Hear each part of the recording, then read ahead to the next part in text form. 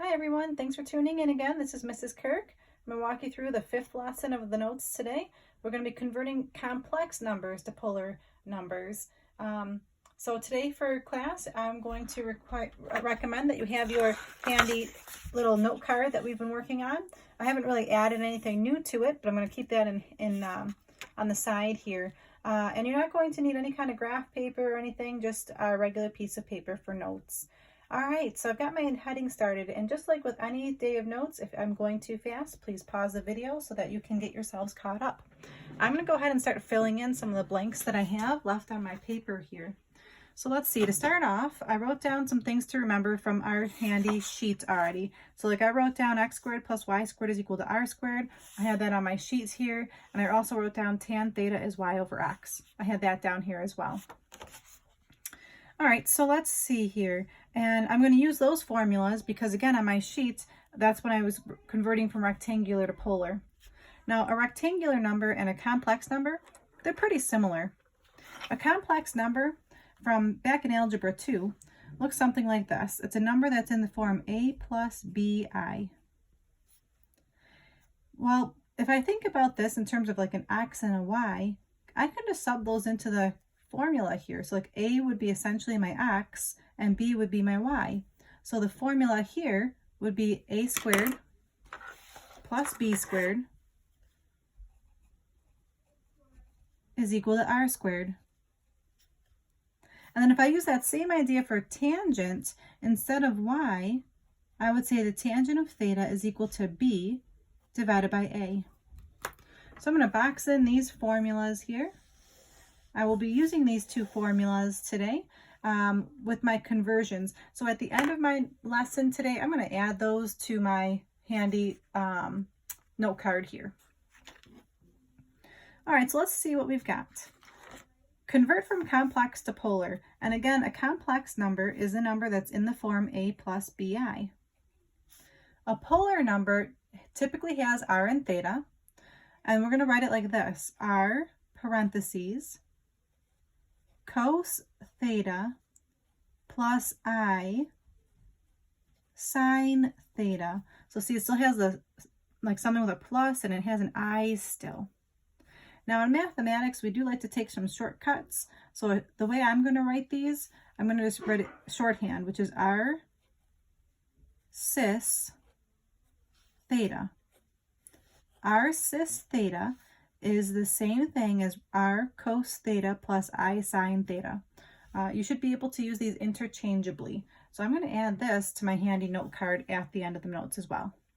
I'm going to slide my notes up, and again, if you need a pause to update your notes before I begin, go ahead and do so.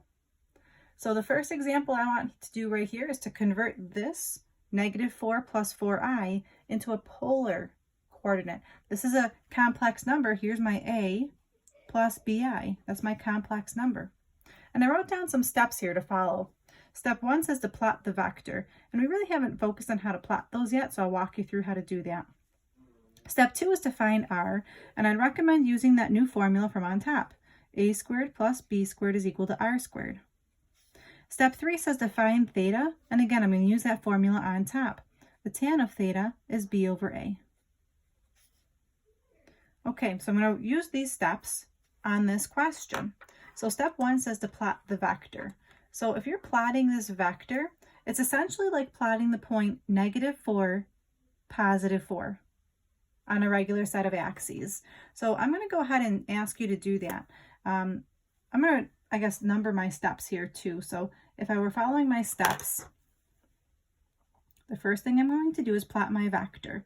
So I'm going to go ahead and make a set of axes, and I'm going to plot where -4, +4 would be located. -4, +4 would be roughly right here. And to make it a vector, you start from the origin and you put the tip of the vector, you stop the tip of the vector right at -4, 4. So this is the vector -4 plus 4i. Okay, what's the purpose of doing that? You'll see in a moment. So let's step 1. I plotted the vector. Now step 2.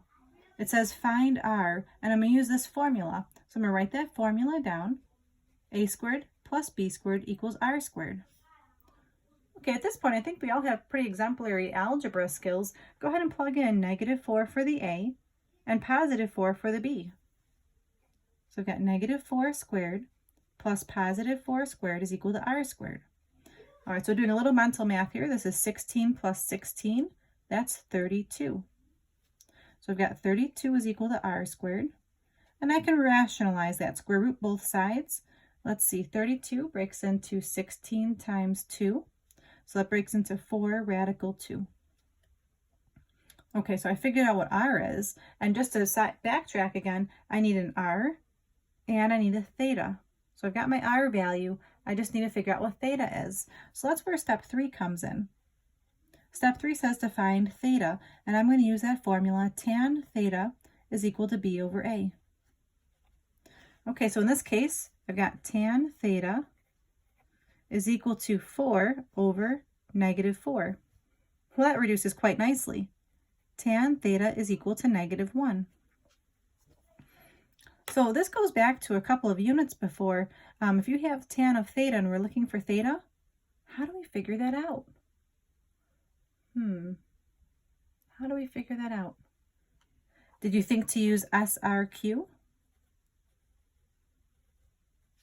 Now would be a good time to pause the video and see what you remember and how to figure out the SRQ of this question.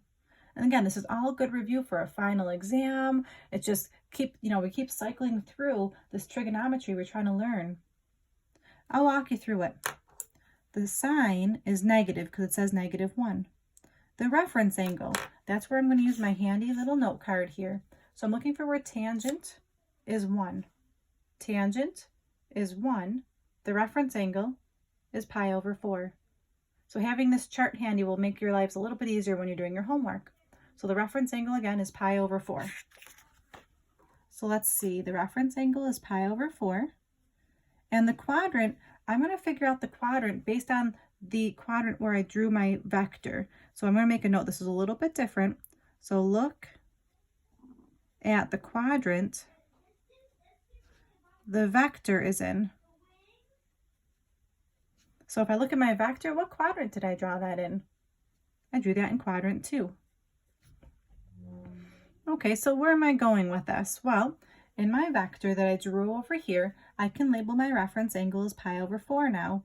So where is the reference angle? It's always between the x-axis and the angle. So this is pi over 4 right here. But again, theta is the angle from the x-axis all the way to that vector. So how do you figure out what theta is? Well, I know from the x-axis all the way around to the half circle is pi. So I'm going to take pi, take away pi over 4. So to figure out theta, I'm doing pi, take away pi over 4. Let's see. 4 pi over 4, take away pi over 4 would give me 3 pi over 4. So I just figured out what theta was. I figured out what r is. And that's all I have to do. I mean, there's a lot of work. There's a lot of steps here. But now I'm finally finished. I can put it all together and rewrite it in this form here. So I'm trying to learn this form. So I'm going to write it out the long way the first time. It's r parentheses cos theta plus I sine theta. R is 4 radical 2. Parentheses cosine theta we figured out was 3 pi over 4. Plus I sine 3 pi over 4. And again, in mathematics, we do like to shorthand some things. So how can I rewrite this? This is the same thing as saying 4 radical 2 cis 3 pi over 4. So when I write my answers, you're going to see them in the shorthand strategy moving forward. All right, so boys and girls, that's one full example with all the different steps that you need. Again, we plotted the vector. I figured out what r was, and then I figured out what theta was. There's a lot of trigonometry involved with this, so take your time and pause the video if you need to. So again, this is in polar form right here. It's polar because it has r and theta. This is also polar form.